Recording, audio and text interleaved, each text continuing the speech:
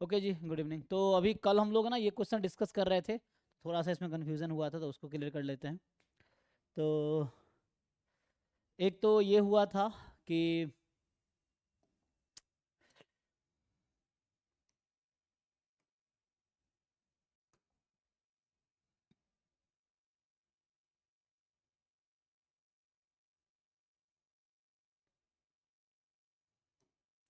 So mainly है ना, हम ये कल कह रहे थे।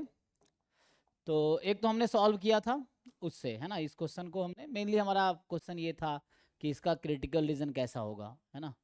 सो एक तरीका सिंपल आप लोग जानते हैं कि लाइक्लीहुड फंक्शन, है ना, ये एक तरीका जो monotone likelihood ratio test, LRT जो थ्योरम है उससे क्या होता है, likelihood function under H0 upon यहाँ पे होगा। सो सिंपल वर्सेस कंपोजिट है। सो लाइक्लीहुड फंक्शन, है ना, जो भी होगा अंडर ML, तो यहाँ थीटा होगा, थीटा जो होगा अंडर H0, ये तो ऐसा लेता हूँ LH0, यहाँ थीटा की वैल्यू H0 में, और यहाँ थीटा रखना होता है MLE। ठीक है, थीटा की जो वैल्यू थी, यहाँ लैम्डा था ना, तो एक काम करो ऐसा लिखो। सो हमने इसको सॉल्व किया था, lambda is equal to 1 and lambda is equal to MLE and less than equal to K, so that we somehow got that ये जो T है summation xi more than equal to sum C, है ना।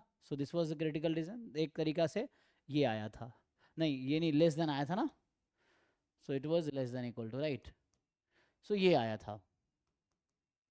अब वो एक दूसरा theorem हम यूज़ करना चाह रहे थे, मोनोटोन लाइक्लीहुड रेशियो प्रॉपर्टी वाला, है ना। अभी से लाइट चली गई, कोई बात नहीं।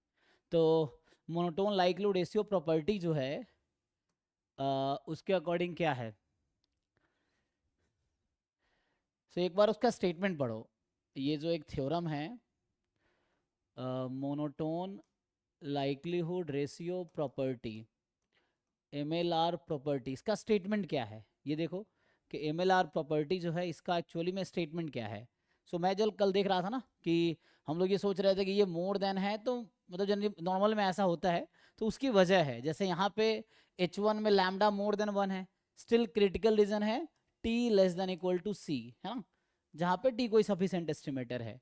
सो अगर आप इसका स्टेटमेंट देखोगे मोनोटोन लाइक्लीहुड रेशियो प्रॉपर्टी का, तो ये कहता है θ1 less than θ2 and L theta 1 upon L theta 2 upon L theta 1, है ना, दिस इज मोनोटोन। सो जो भी डिस्ट्रीब्यूशन इसको फॉलो करेगा उसको बोलेंगे that distribution satisfy monotone likelihood ratio property. So any distribution from exponential family satisfy this. अब ये जो मोनोटोन फंक्शन है ना, monotone function in T, where T क्या है, where T is sufficient estimator, है ना, sufficient estimator of parameter, estimator of जो भी parameter, let's say theta. So यहाँ पे पॉइंट क्या है, ये जो मोनोटोन है, you know monotone has two quantity, है ना, ये इंक्रीजिंग भी हो सकता है और डिक्रीजिंग भी हो सकता है, ठीक है। सो मेनली हम लोग डिस्कस कर रहे थे, तो यहाँ पे क्या है एक्चुअली, सो ये जो गामा डिस्ट्रीब्यूशन है ना, in case of gamma if you check, तो ये जो θ1 लेस देन θ2 है, और then likelihood function at θ2 upon likelihood θ1, ये जो आएगा ये आएगा डिक्रीजिंग, ठीक है। जैसे नॉर्मल है उसमें अगर आप चेक करोगे, ये वेरीफाई करना जो मैं कह रहा हूँ, अगर कुछ दिक्कत हो तो बताना मुझे कि नहीं ऐसा है ना। So you check the statement, this is increasing आएगा। सो दैट्स व्हाट हैपन, देखो मैं बताना क्या चाह रहा हूँ, है ना। सो थ्योरम ऑल्सो करेक्ट, जो कल मैं थ्योरम लगा रहा था वो भी ठीक है, लेकिन मैं लगा गलत तरीके से रहा था ना। तो once you see the statement of monotone likelihood ratio property, what is the statement,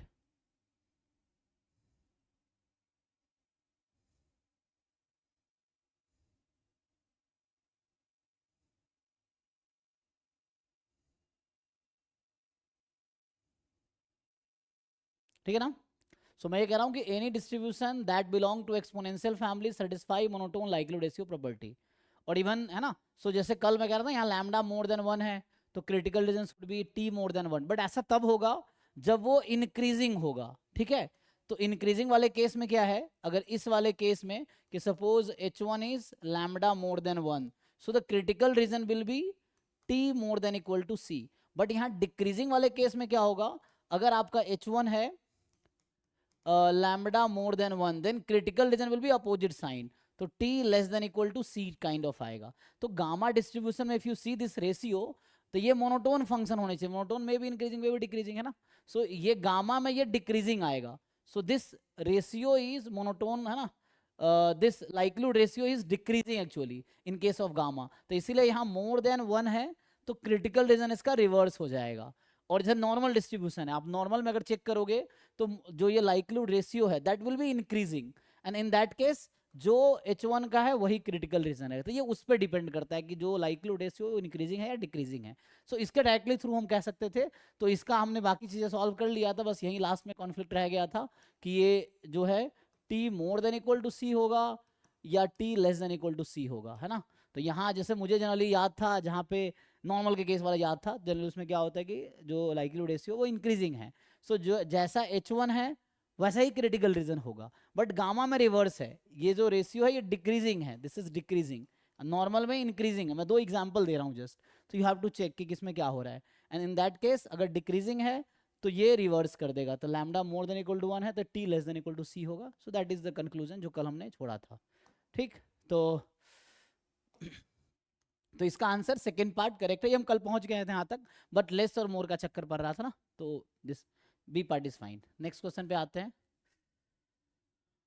तो ये तो कॉम्प्लेक्स एनालिसिस का है, एंड तो ये कौन सा वाला नंबर पे था याद है, ये 5वां था आई थिंक, देख लेते हैं चलो ग्रुप में।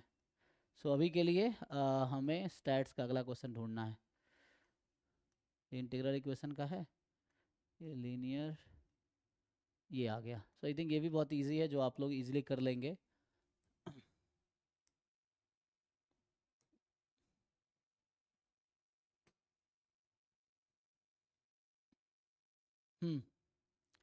सो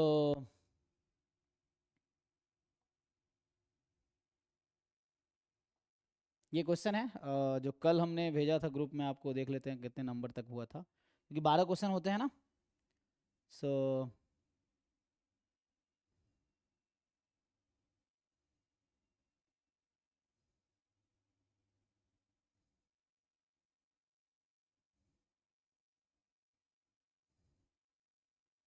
तो ये पेपर जो हम लोग कर रहे हैं ये CSIR नेट दिसंबर 2023 का पेपर है ना। So this is December 2023 paper. So this was 3, आगे क्या सेव नहीं हुआ था, 4, अच्छा 4 हुआ था ना। तो ये 5वां क्वेश्चन है, this is the 5th one, ठीक है, 5वां है ये। So this we are discussing December 2023 paper, ठीक है, दिसंबर 2023। इसका आंसर बताइए, चलिए इसको देखते हैं। सो ये कह रहा है कि x1 x2 xn b random sample from distribution, ये आपको दे रखा है। Then which of the following is the UMVUE of estimator 1/थीटा। तो पहले तो इसको एक्सपोनेंशियल फॉर्म में लिख सकते हैं हम लोग, है ना, गामा एक्सपोनेंशियल फैमिली का मेंबर है, कल जो हम देख रहे थे वो है। और अभी इसको अगर लिखेंगे तो this will be EXP, you take log, तो it will be ln theta plus theta minus 1 ln x, ठीक है। सो यहाँ से ये समझ आएगा कि t is equal to summation log xi, है ना, this is complete and sufficient estimator, ठीक है। सो समेसन log xi जो होगा complete sufficient estimator, exponential family वाला जो थ्योरम है ना उसके अकॉर्डिंग, है ना।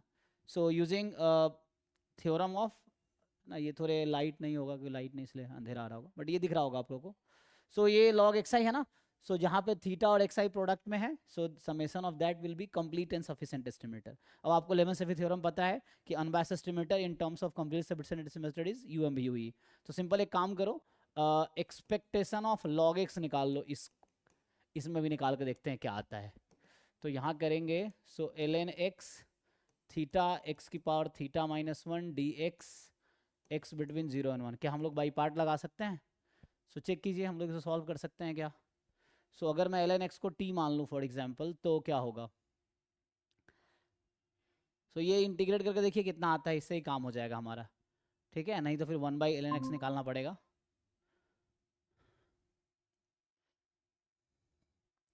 सो इफ आई टेक, चलो इसको थोड़ा सिंप्लीफाई करते हैं, बाई पार्ट लगा लो या t ले लो log x को, या माइनस लॉग एक्स को टी लो तो एक्स आ जाएगा ई की पावर माइनस टी, ठीक। सो डी एक्स आ जाएगा ई की power minus T D T, तो माइनस डी एक्स हो जाएगा, या यहाँ माइनस लगा लो तो ये माइनस ख़त्म। So D X is this, है ना। So this integral will convert L N X को माइनस टी लिख लो, थीटा को बाहर रख दो, एंड एक्स की जगह ई की पावर माइनस टी, सो ई की power minus theta minus one into T, इसको हटाओ। सो ऐसा आ जाएगा, और डी टी को लिख देंगे माइनस ई की power minus T D T, ठीक। इसको थोड़ा सिंप्लीफाई कर लो तो ये माइनस माइनस प्लस हो जाएगा, सो थीटा बाहर है, एंड टी इंटू ई की पावर, इसका पावर पावर ऐड कर लो तो आई थिंक ई की power minus theta T D T हो जाएगा, एंड लिमिट तो एक्स को जीरो रखेंगे, लॉग जीरो माइनस इन्फिनिटी तो प्लस इन्फिनिटी हो जाएगा। सो प्लस इन्फिनिटी जीरो रखने पे एंड वन रखने पे ज़ीरो, तो उल्टा करेंगे तो एक माइनस इसको बैलेंस कर लेगा, चेक करो जी। सो एक माइनस इसको अगर बैलेंस कर लेगा तो जीरो से इन्फिनिटी कर देता हूँ और बदले में एक माइनस लगा देता हूँ, ठीक है। अब ये कितना हो जाएगा इसका आपको पता होगा कि what is the value of this integral. So this integral is minus बाहर है, थीटा बाहर है, और ये जानते हो ना इंटीग्रल की वैल्यू आप लोग। सो ये इंटीग्रल किसके इक्वल होगा, गामा अल्फा, अल्फा यहाँ टू है, so gamma of two upon theta की पावर टू, ठीक। तो यहाँ आ गया, इसको कैंसिल करोगे, गामा टू तो वन होता है, तो माइनस वन अपॉन थीटा आ गया, तो काम हो गया हमारा। हम लोग लेमा-सेफी थ्योरम जानते हैं कि function of complete sufficient estimator which is unbiased is U M V U E, ठीक है। तो इसके अकॉर्डिंग हमें क्या मिला, तो यहाँ से अभी हम बस मैं निकाल रहा था लॉग एक्स, ठीक है। तो एक्सपेक्टेशन ऑफ टी, टी मान लो मैंने इसका नाम दे रखा है, T is this one which is complete sufficient estimator, ठीक। तो यहाँ से summation l N x i, i from one to n, ये हो जाएगा n time expectation of log x, क्योंकि ये ऐड हो जाएगा, तो माइनस वन बाई थीटा, तो ये आ गया माइनस एन बाई थीटा। इसको थोड़ा सा वो कर लो, क्या बोलते हैं, मैनिपुलेशन करके आपको यू एम बाई थीटा का चाहिए था, so expectation minus one by n summation log x i, this is one by theta. So by using Lehmann Scheffe theorem आपका मिल गया यू एम बी यू, देख लो जी। So function of complete sufficient estimator which is unbiased is U M V U by Lehmann Scheffe theorem. So इसके according हमारा answer आ गया minus one by N, पहला वाला। चेक कर लीजिए, किसी को डाउट है तो बताइए। सो ये एक्सपोनेंशियल फैमिली का मेंबर है, तो यहाँ पे है ना, आप जानते होंगे के पैरामीटर एक्सपोनेंशियल फैमिली वाला जो थ्योरम है, जो डायरेक्टली कंप्लीट सफिशिएंट एस्टिमेटर देता है, जहाँ पे थीटा और एक्स का फंक्शन है, तो the summation of the function of x will be complete sufficient estimator, और इसका कन्वर्स एस्टिमेटर हमने ढूंढ लिया। सो वी हैव, है ना, सर्च्ड और वी हैव, है ना, calculated this is unbiased estimator in terms of complete sufficient estimator, so it is UMVUE, ठीक है। चेक करो भाई, कुछ डाउट है तो बताओ, एक बार देख लो। सो ये है ना, दिसंबर 2023 का पेपर हम लोग कर रहे हैं CSIR नेट का, तो ये 5वां क्वेश्चन है इस पेपर का। तो ये complex differential equation series, so the next question is, ये डायरेक्ट थ्योरम बेस्ड क्वेश्चन है, एक मिनट।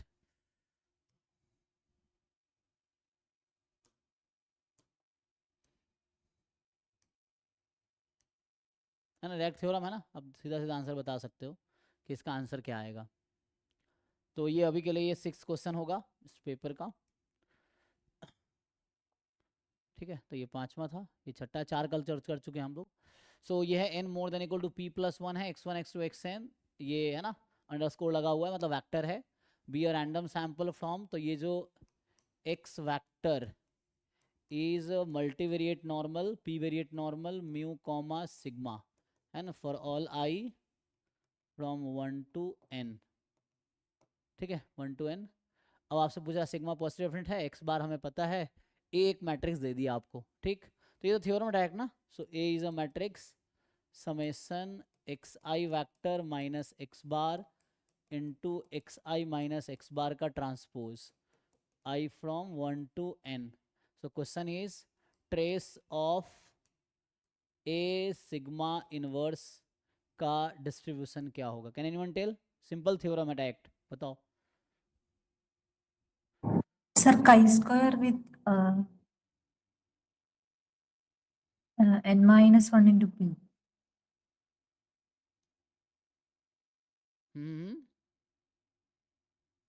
n-1 p चेक कर लो बाकी लोग एक बारी, ये जस्ट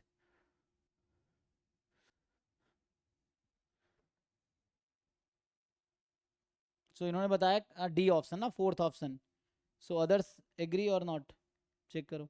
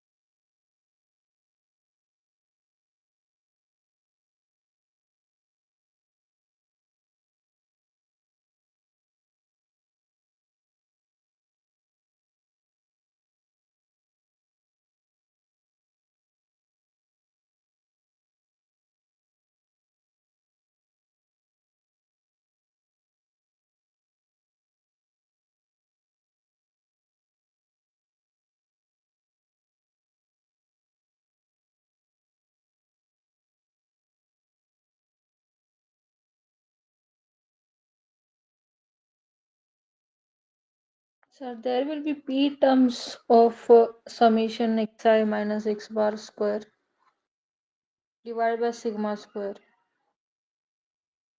1 मिनट. And हाँ, क्या कह रहे हो आप? p टर्म्स होंगे. हाँ, summation xi minus x bar square divided by sigma square. P terms and each of them following chi square n minus 1. ठीक है. ऐसा होगा क्या? सोचो, अगर कुछ वैसे समझ नहीं आ रहा, p को 1 रख लो तो सिंपल नॉर्मल हो जाएगा. वैसे भी सोच सकते हो. तो इसमें टोटल जो है आप क्या जानते हो, n-1 s काइंड ऑफ बोल सकते हैं a को, जो s सैंपल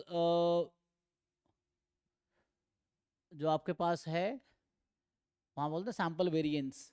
तो यहाँ सैंपल अगर वेरिएंस टर्म में लिखे मल्टीवेरिएट में, सो a को हम ऐसा लिख सकते हैं क्या, n-1 s काइंड. चेक करो, this is a sample variance. इसको खोलोगे तो ऐसे तो n टर्म्स हैं, है ना, और ईच में p वेरिएट है. मतलब x1 जो है ना, आप तो जानते हो, जैसे x11 x12 तो x1p इस तरह से है. अगर x1 की बात करें तो p वैक्टर्स ईच में है, मतलब p वेरिएट है ना, मल्टीवेरिएट नॉर्मल है, p वेरिएट नॉर्मल है.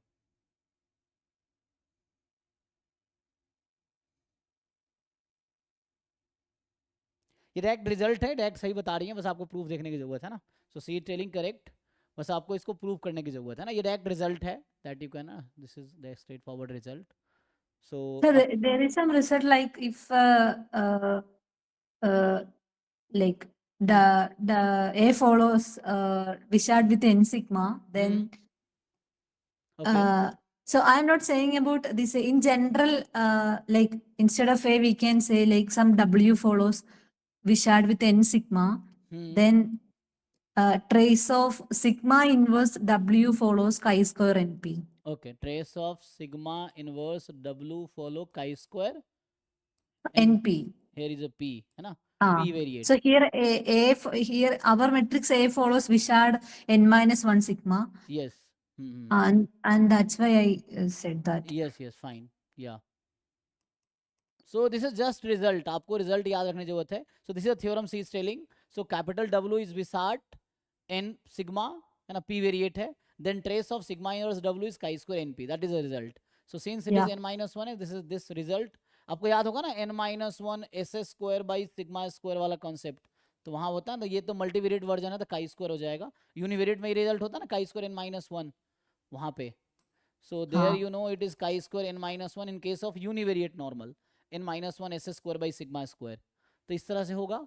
यहाँ I think sigma inverse just लेना पड़ेगा मुझे, है ना, ओके तो वो वहां ले लिया है ना उसने, ये सिग्मा इनवर्स, एनीवे ठीक है, हाँ वो आ here they जाएगा। are asking for trace of A into sigma inverse. So we already know trace of A into B equal to trace of B into A. So we can. Yes yes no problem, या fine, so that straightforward result आपको याद रखने की जरूरत है और कुछ नहीं। तो नेक्स्ट जो क्वेश्चन होगा इसका स्टैट्स का, दिस इज, ये बहुत आसान क्वेश्चन है, देखो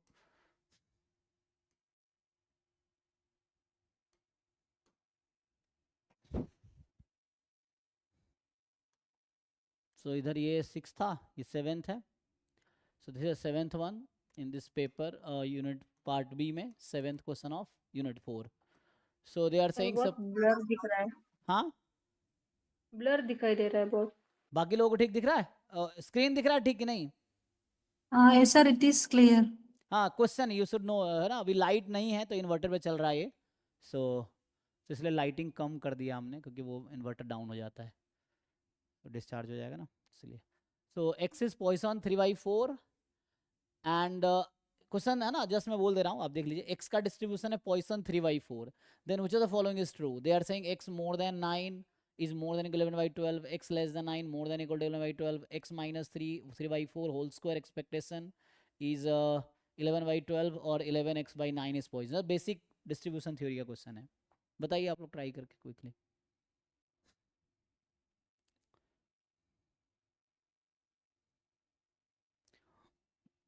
think and tell, this is easy question, ये सब बेसिक है ना, बीएससी लेवल के क्वेश्चंस हैं, तो कॉन्सेप्ट तो वही है, जैसे आपको थोड़ा दिमाग लगाना है, ट्राई कर लोगे आप लोग।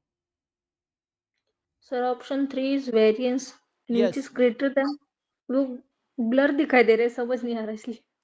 पता नहीं आपको ब्लॉक क्यों, या तो हो सकता है कि इंटरनेट आपके साइड से वीक हो, हमारे साथ तो वाईफाई ठीक है, वाईफाई तो चलता है, बाकी लोगों को दिक्कत नहीं। आप एक बार देख लीजिए, थर्ड वेरिएंस है यस, क्योंकि ई एक्स 3/4 होगा, so third one is saying variance of x is more than equal to 11/12, ये बोलना चाह रहा है यस, एंड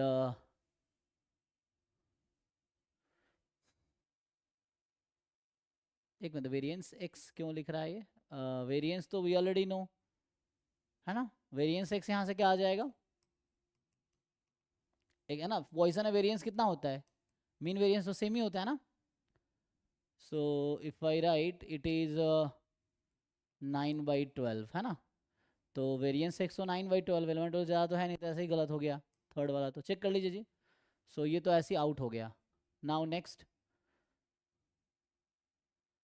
और सिंस x का सपोर्ट क्या है, x पॉइसन है, तो x का सपोर्ट है 0 1 2 डॉट डॉट डॉट, तो 11/9 x will have support 0 11/9 22/9 33/9 dot dot dot, तो it can not be Poisson, क्यों पॉइजन नहीं हो सकता, because any random variable which is Poisson support तो 0 1 2 3 4 होना चाहिए, suppose I say it is y and you say y is Poisson 11/12, so it is not true, because y का support यहाँ तो कुछ और है, 0 11/9 22/9 ऐसा है, सो y do not have support 0 1 2, तो ये आउट हो गया। अब ए बी में से ही कोई सही होगा, मुझे लग रहा है बी में लगा लो मार्कोव इनइक्वालिटी, कुछ मिलेगा, you check applying Markov inequality, can we say something, और कुछ और लगाना पड़ेगा।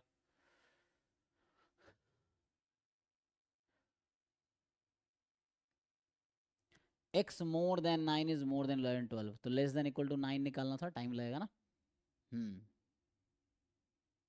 So how will you relate 1 and 2, 1 2 में से कोई एक करेक्ट होगा, सो मोर देन 9 11 12 होगा या लेस देन 9 11/12 होगा, ये क्वेश्चन है। सो वैसे अगर हम देखें तो हमारा x ये होता है ना मोर देन इक्वल टू, ये अगर वैसे लिखोगे e of x less than k, तो मार्कोव इनइक्वालिटी कहता है more than equal to 1 minus E x upon k, तो इसको अगर लगाए so x less than 9 is more than equal to 1 minus E x है 3/4 अपॉन 9, राइट, सो ये कितना हो जाएगा, Sir, yes uh, It is not E of x less than k, right? हाँ In the first line, you wrote expectation of x less than k greater than or equal to. no, what do you want to say? First option, No. In the first line that you wrote now, हाँ ex is 3/4, yeah. no. In the result that you wrote now, E of x less than k. The first line, Oh no, it's a city. probability. No, it's a probability. I think by mistake I wrote E. It is probability actually. So, so you put it here. So I think same I'm writing here. So you will have 1 minus. इसको simplify कर लो कितना आ जाएगा तो 9/1 है ना ये. So I think 1/12 हो जाएगा. So this is 11/12, right? So this is 11/12. This is fine. So second option is true by Markov inequality. किसी का complement है वो तो true तो होगा नहीं है ना. So Markov inequality से ये आ गया. Using Markov inequality you got directly B option. So that is fine. Here is a proof. ठीक है. So use this inequality Markov and then you will get this. Markov में actually क्या होता है कि probability x more than equal to k is less than equal to ex upon k. So this can be written in other way. So यही है.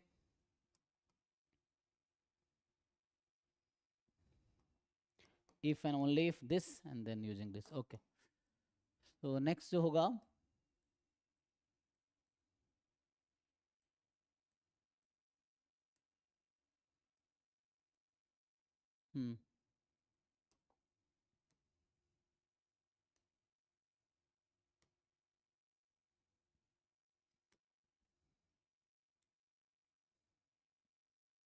so this is question number 8, this paper. Consider linear regression model y is equal to alpha plus beta x plus epsilon, where alpha beta are unknown parameters, epsilon is a random error with mean 0 based on 10 independent observations xi yi. The fitted model using ordinary least square is given. So आपको मतलब ये है कि alpha की observed value आपको given है 1.5, beta की observed value है 0.8. ठीक, तो आई है आपका 1 to 10 and here they have given y minus y bar whole square summation 5 है xi में. तो ये क्या है ना, y minus y bar whole square. So it is SYY. ये नोटेशन है ना SYY का, y minus y bar whole square. Check कर लो. And it is SXX. Yes और नो, चेक करो भाई. यही होता है ना SXX summation xi minus x bar whole square. So SYY SXX. Then the adjusted coefficient of determination, adjusted R square, is equal to, I think just formula based question hai. You apply formula, you will get the answer. Apply formula of adjusted R square.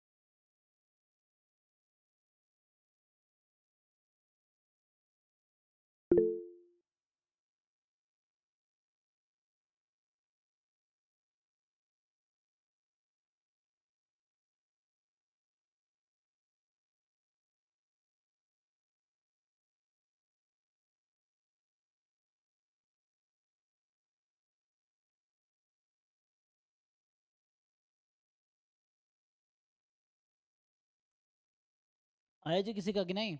Simple calculation ही तो है, या इसको TSS और उसके through निकाल सकते हो ना। इसको क्या फॉर्मूला होता है जिससे आर स्क्वायर का 1 माइनस, क्या लिखते हो जी? n minus 1 upon n minus k into 1 minus r square. n minus 1 upon n minus k into 1 minus r square. 1 minus r square. And how to find r square? R square is the square of simple correlation coefficient here, right? What is value of r square you got? R square 100. Final answer I got at 0.739. Okay. R square is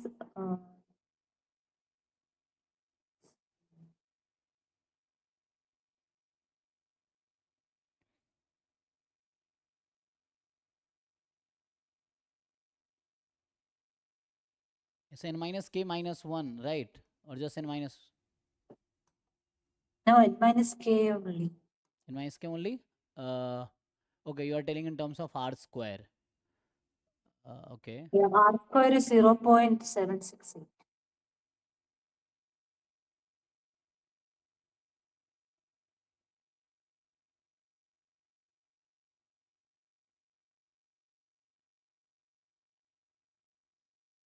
बाकी लोग calculate करो एक बार, formula देख लो तो क्या है इसका, just formula ही तो है, पुट करके निकालो। तो हमें चाहिए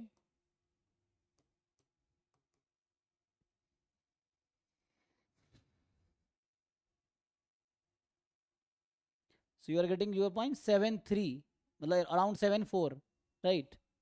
0.74 you are getting this answer. Okay, कोई और वेरीफाई करो भाई, कोई कर पा रहे हो नहीं कर पा रहे हो।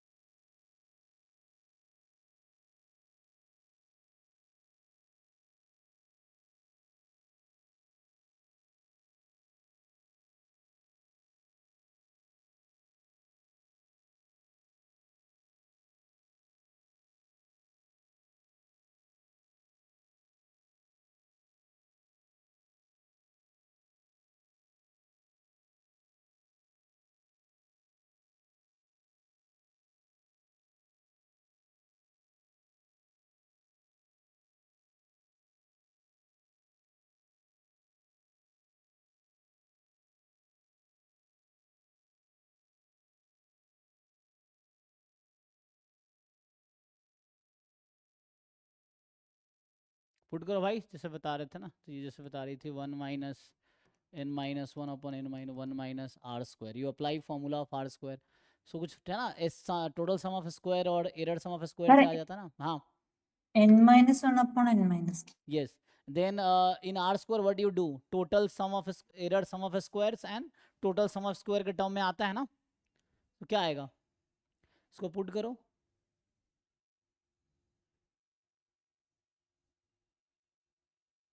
Sir, here actually the value of intercept like beta is given, right?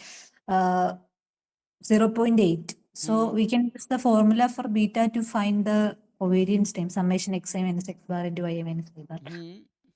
So what is And estimate? What estimated you know for beta? So it's a beta hat is summation xi, sxx xy summation xi minus x bar whole square. That is the formula, na? no, sir. What is I formula of think sxx? sxy by sxx. Oh yes, sorry. So it is sxy upon sxx. So it is summation xi minus Xi x bar minus x into bar yi minus y bar. divided by summation. Is it? Yes, sir. Okay. And And alpha hat, you know, alpha we don't have to use, है ना? But use you know the formula, है ना? So it's x bar. x bar. Okay. So beta is 0.8 and summation xi minus x bar the whole square is given as 6. So using that we can find summation xi minus x bar into y minus y bar and that value will be 4.8. So then we can find correlation. Yes. 4.8 divided by square root of 5 into 6. Then we can take square, which will be r square. Then we can substitute. So you put it here. So what is the value of this? So it is, है ना? Its square Covariance. is 0.768. So final you are getting, what is this value? 0. 1 minute. Achha, you have to calculate, है ना? So it is the covariance and upon you are just dividing by square root of sxx sxy, है ना? So here it is summation, or you can say covariance between xi yi upon root under, है ना? And that value is 0.876356 something lengthy. But when we take the square, it will be 0.768. Okay, so you are finding this. So r square is 768. 0.768. And then you Yeah. put it here. Now, so you will put value in this formula. Yes. Then 1 minus 9 by 8 into 0.232. Approx, है ना? So Yes. you are And the answer getting is 0.739. 0.74 approx according to options. Yeah. Okay, this is one of the way.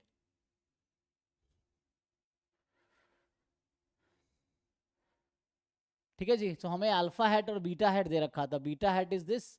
So it's a covariance upon है ना variance term. So covariance of xy and variance of x, sample covariance है ना, sample variance type. So and then यहाँ से इन्होंने क्या किया, ये निकाल लिया this term and according to this she found r and r से यहाँ से निकाल के adjusted r square का फॉर्मूला आ गया.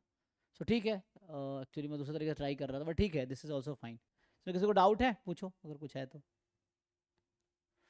सो ये कौन सा वाला क्वेश्चन था? This was question number 8.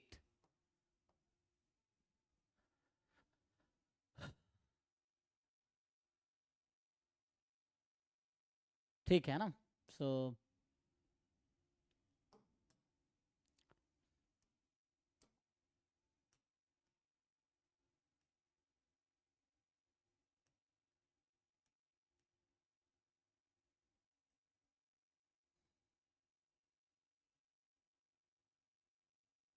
ठीक है, स्टैट्स का है. In any class of 50 students the following statement is necessarily true.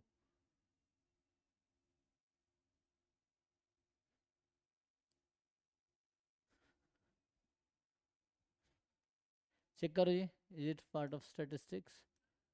सो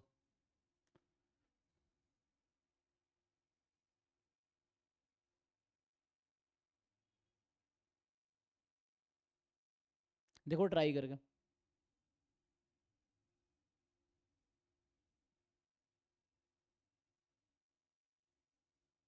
अच्छा ये पिजन होल प्रिंसिपल का एक्चुअली है ना, this question is of pigeon whole principle, जो कि ग्रुप थ्योरी का है ना, you can try pigeon whole principle का है ये, ठीक है ना, स्टैट लगाने की जरूरत नहीं है, you can apply pigeon whole principle, देन उससे आ जाएगा हमारे लिए ये क्वेश्चन है। सो Sir, ठीक। in that question, actually, hmm if we have 50 students and if we divide 50 by 12 number of months, then it will be some 4.167. So on average. if yeah, so there must be a month in which at least 5 students have birthday, right? Yes है ना, there is a month at least है ना, in which at least 5 student Yeah. Will be there. yes for sure है ना, so it's a pigeon hole principle है ना, that you applied is also pigeon hole principle. So there are like 50 balls and there are 12 boxes, so you are throwing 50 balls into 12 boxes, so there will be at least one box that will contain at least 5 balls है ना, pigeon hole principle says this. So according to pigeon hole, they see true हो जाएगा, this is pigeon hole principle question, yeah. So ठीक है ना, तो इसमें किसी को डाउट तो नहीं, ये तो हालांकि हमारे है ना स्टैट्स करने के, बट ऐसा लगा कि ऐसा नहीं काउंटिंग वुंटिंग करवा रहा है, तो इस तरह से है। So that is actually pigeon whole principle, जो कि ग्रुप थ्योरी का मेनली सिलेबस में आप देखोगे दे रखा होता है, ये कॉम्बिनेटोरिक्स में आता है ना, ठीक है, से थॉट राइट कि 50 है, 12 मंथ है, तो 4 पॉइंट समथिंग होगा, फ्रैक्शन में तो होगा नहीं है ना, सो 4 से ज़्यादा ही होगा, मतलब ये मोर देन 4 है, राइट इसका मतलब है कि there is at least 1 month which has more than 4 birthdays, so at least 5 birthdays है ना। सो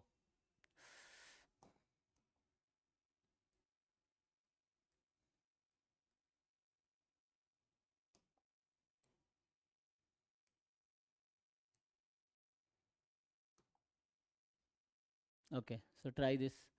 So the probability of getting head in tossing a coin is P. The coin is independently tossed 25 times, head appears 10 times. The Bayesian estimate base estimate of P with respect to prior beta 55 and the square error loss function. ये भी calculation type का है, this is just calculation. Solve करो और बताओ क्या आएगा।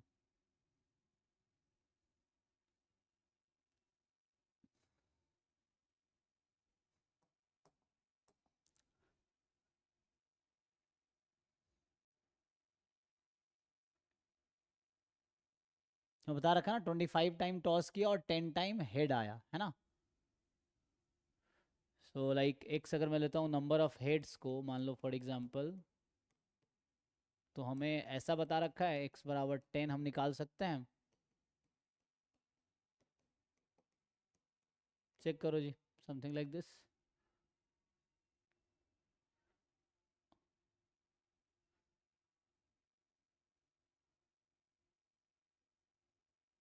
और p का प्रायर जो आपके पास है ना, वैसे तो होता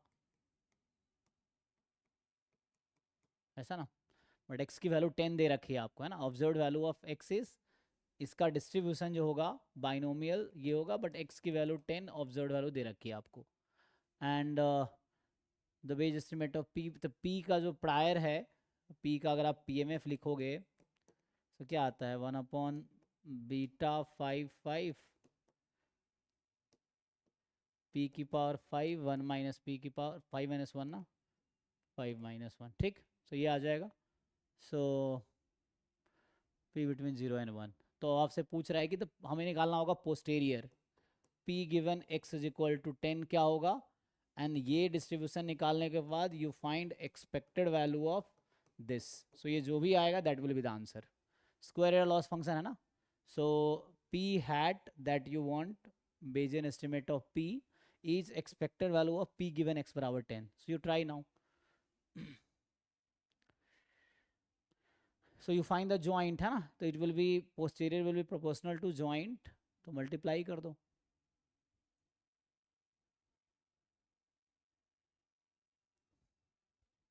so if you multiply these two क्या हो जाएगा, so यहाँ से जो भी नंबर आएगा मेनली प्रोपोर्शनल टू है ना, p गिवन x बराबर 10 क्या होगा, प्रोपोर्शनल होगा, this will be proportional to p की पावर, यहाँ पावर 4 है, यहाँ 10 है, 14, एंड यहाँ से 1 माइनस p की पावर 19, ऐसा कुछ, तो ये कौन सा डिस्ट्रीब्यूशन बनाएगा, p गिवन x बराबर 10 will be beta 15, 20, so what do you think, what will be the expected value, इसका बीटा फर्स्ट काइंड है ना, तो एक्सपेक्टेड वैल्यू क्या आएगी, alpha upon alpha plus beta, यही ना, चेक कर लो भाई, इज इट, और कुछ डाउट है तो बताओ, देखो सही है, Yes, sir. Option A will be correct. ए और बी, ओवर मिनट, अच्छा आई हैव रिटन रॉन्ग ना, I think here 35, 1 minute sorry, so it's a upon a plus b, it is 35, so 5 3 जा and 5 7 जा, oh thank you, मैंने यहाँ 25 लिख दिया था गलती से, so a upon a plus b ना, और alpha upon alpha plus beta, so 3/7 sorry, हाँ it's fine now, चेक कर लो है ना, so it's a distribution of x, distribution of p, you multiply them, so that will be proportional to product, and then है ना the proportionality constant will be accordingly to make it pdf, यहाँ पे PDF ना, हाँ, सो PDF बन जाए वैसा हो जाएगा, तो हमें उतना ज़्यादा मतलब नहीं, हमें पता है कि डिस्ट्रीब्यूशन आ गया beta, then expected value will be, so इससे आ गया, ठीक, so A is fine, so I think this was, अगर मैं इसको काउंट कर लूँ है ना, सो द 8वां था, ये पिजन होल प्रिंसिपल के साथ छोड़ देते हैं ना, सो ये 9th,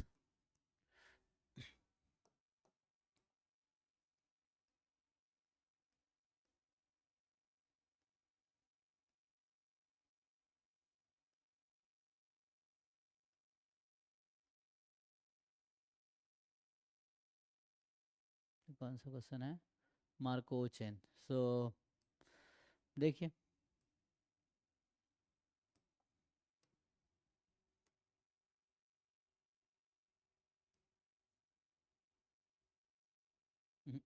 क्या हो गया भाई इसको,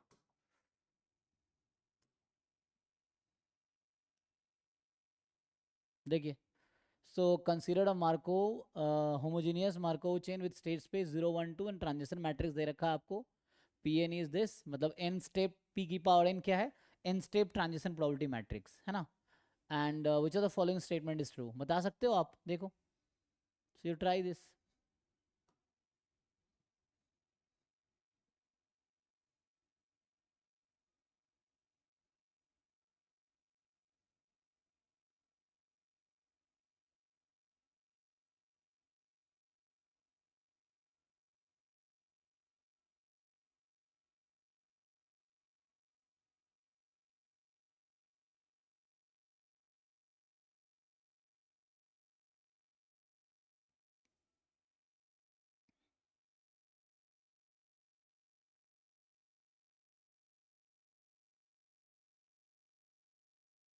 क्विकली चेक करके आंसर बताओ भाई, ये तो आसान है ये भी, पहले ट्रांजिशन डायग्राम बना लो चाहो तो, so you know limiting probability is equal to stationary probability, तो अगर आप इसका स्टेशनरी प्रोबेबिलिटी निकालो, बट चेक कर दो क्या ये इरेड्यूसिबल और पीरियोडिक है, उस तरह से, आई थिंक वो जो 2 है वो तो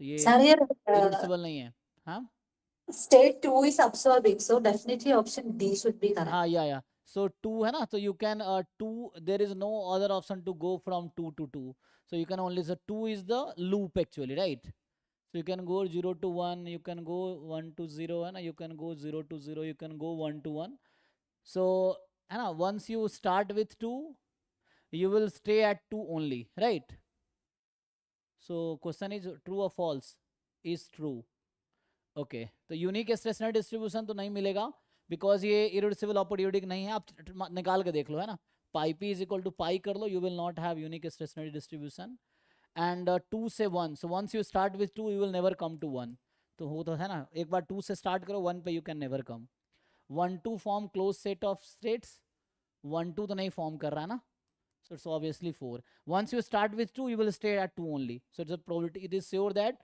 you will stay at 2 because 2 is the loop है ना, so okay, yeah, it's isolated state,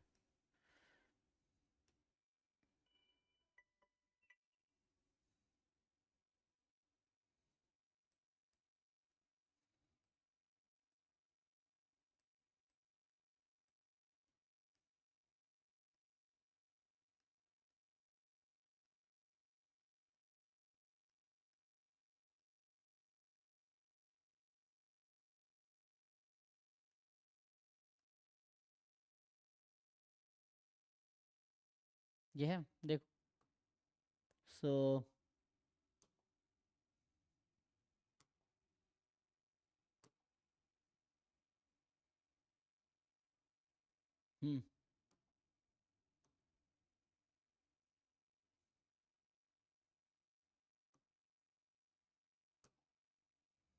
so x1 x2 xn और sequence of id random variable है, ये आपको दे रखा है CDF।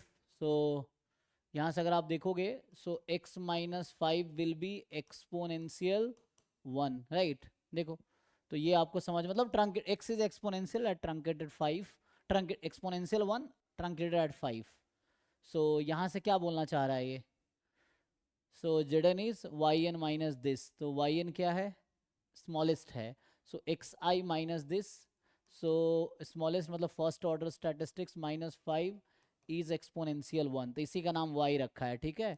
So yn minus 5 is exponential with rate n। तो अब यहाँ ये बोलना चाह रहा है कि Zn जो है वो क्या होगा, सो yn तो ऑर्डर स्टैटिस्टिक्स है ना। सो चेक करो जी, फाइंड करके प्रोबेबिलिटी, आई थिंक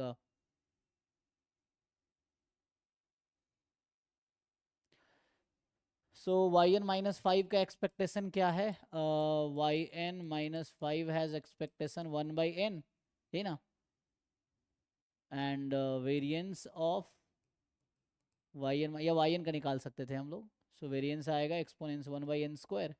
सो कहने का मतलब ये है हमारा कि yn minus 5 minus 1 by n upon 1 by n, ठीक है, इसका, अच्छा तो ये सेंट्रल लिमिट थ्योरम में लगाने की कोशिश कर रहा हूँ बट ऐसा नहीं होगा, तो ऑप्शन या तो ए या डी में से लग रहा है सही होगा। सो ऐसे ही निकाल लो probability, I think Zn put कर दो यहाँ पे, देखो क्या होगा,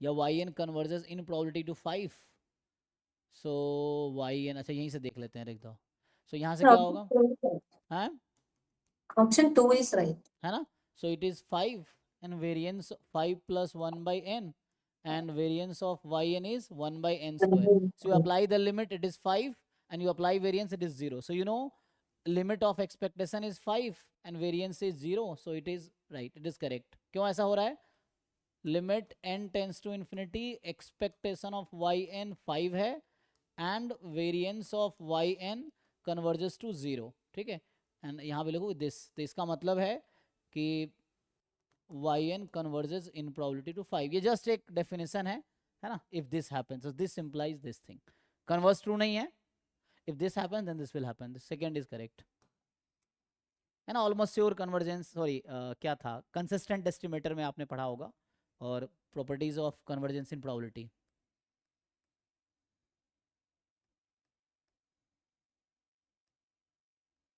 I think last question ही होगा अब, because we have already है, ये है क्या, ये है ना, so we have solved all questions, I think this will be last one, so you try and tell, अभी next class का time भी है ना, so 7:30 to 8 we have,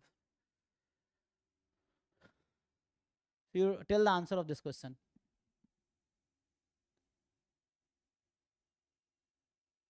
which of the following is the jointly minimum sufficient estimator for mu and alpha।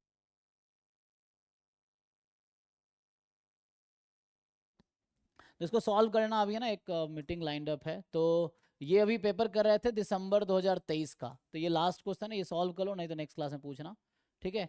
सो इसमें हमने unit 4 के सारे question किए हैं पार्ट बी वाले, ठीक है, इसके बाद होगा नहीं, so you just see this, नहीं तो नेक्स्ट क्लास में देख सकते हैं हम लोग, ठीक है। सो आपको बताना है कि जॉइंटली मिनिमम सफिशिएंट क्या होगा, अब कोई क्वेश्चन नहीं होगा इसके बाद स्टैट्स का, और भी है ये नेक्स्ट क्लास में, चलो स्टार्ट करते हैं नेक्स्ट क्लास में, यहाँ से देख लेते हैं। तो पता नहीं काउंटिंग तो हम कर रहे थे बट काउंटिंग छोड़ दिया हम, देखो 12 होते हैं ना क्वेश्चन, तो हम लोग कहाँ तक पहुँचे थे, ये 9th लिखा था ना, 9th, सो ये 10th, ये 10th हो गया, अच्छा ये 11th, अच्छा ज़्यादा कैसे हो गया इसमें, 11th, ये 12th, तो यहाँ 13th भी है क्या, सो है ना, ये जो क्वेश्चन नेक्स्ट दिख रहा है ये क्या है, अच्छा पार्ट सी स्टार्ट हो गया, नहीं खत्म हो गया ना, ठीक है, यहाँ से पार्ट सी स्टार्ट हो गया, तो पार्ट बी तो एंड हो गया, सो ये लास्ट क्वेश्चन ही है ना, this was the last question. So ये 12 क्वेश्चन ही आते हैं, एग्जैक्टली 12 क्वेश्चन पार्ट बी में यूनिट 4 के आते हैं, ठीक है, तो ये 12th है, यू जस्ट ट्राई, अभी नेक्स्ट मीटिंग है तो नेक्स्ट क्लास में देखते हैं, अगर नहीं होगा तो चलो अभी के लिए thank you. Thank you, sir.